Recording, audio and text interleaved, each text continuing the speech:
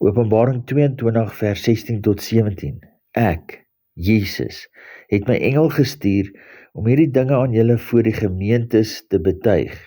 Ek is die wortel en die geslag van Dawid, die blink morester. Jesus stuur sy engel verwys nie na 'n prediker wat deur 'n teologiese seminarium opgelei en geordineer is om binne die mensgemaakte teologiese sisteem van sy oortuiging mense te beheer en te manipuleer nie. Nee,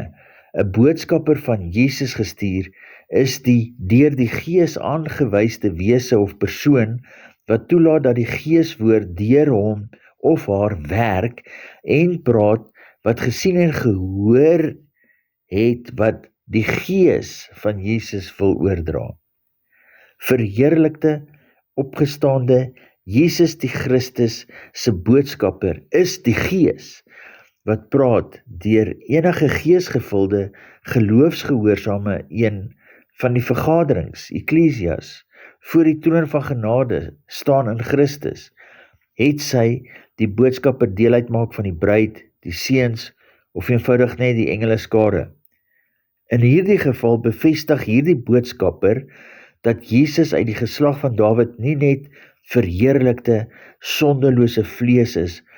maar ook die blink morester, die Geeswoord wat vlees geword het en onder ons kom woon het.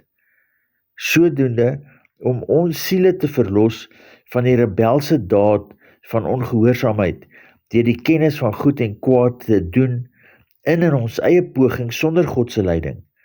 om ons verligte oë van ons verstand te gee, om eerder die lewe van Christus Jesus te leef, na die innerlike mens